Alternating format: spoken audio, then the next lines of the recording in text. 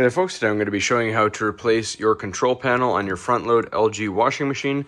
So to do that, we do have to take the top panel off, and there's a screw in the back there. So we'll walk you through the nice easy steps and get this done real quick for you. All right, first thing we have to do is remove the top panel, and to do that you have these two Phillips head screws, just the ones on the bottom. We're going to remove those. Then we grab our panel and we slide it about 1.5 inches towards the back and then lift out. Next we have this one Phillips head screw to remove this front panel. Next we pull out our detergent drawer, and on the bleach side you have this tab, push it down and that unlocks it, comes out all the way. Then we have two Phillips head screws that we need to remove.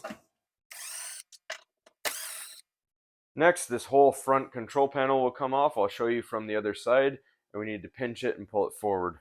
Alright, so now we look at the back of our control panel here, and we have these two wiring harnesses coming out of it. Mine are both broken, but you would have these pinch points on them, and you'd simply pinch them and pop them apart. Alright, so now we just pop this panel off. You're going to grab your fingers and pull. There's some tabs here. Mine are all broken. And then you lift up. And then we need to take off the screws to the panels here. We got some zip ties first.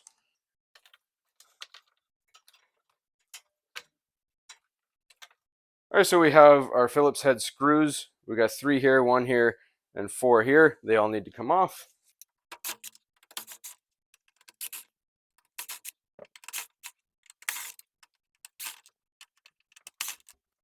All right, so if we look at the side with the 3 buttons on the display panel, that will be the side that comes off first. We just have to flex the plastic right here, pull this side off, and the rest of it comes up with it. So as you can see, you got your display and your buttons. Now as you can see, both panels are wired together, so if one side goes, you actually unfortunately do have to do both sides. You can't just do one. So nevertheless, you're going to grab your new panel. I'll just put my old one in because it's a scrap machine. Set your dial side in first, followed by your other button side. Pull the plastic down, lock it into place. Just make sure all your holes are lined up, and we're going to put the screws in, but gently because it is going into plastic.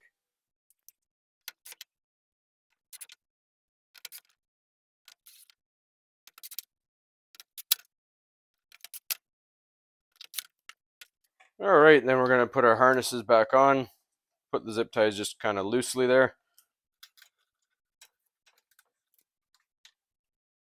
Then we're going to put the panel back on. All right, so you're going to grab your entire panel here, and you'll notice there's 4 tabs on the bottom here. They line up with these 4 slits. So we grab our wiring harnesses, feed them through the hole there, line up our tabs, and you would push on this like that, and you should hear a small click. Grab your wiring harnesses. You can't put them the wrong way because they're different, and go until they click. All right, we actually skipped this step when we were taking it off.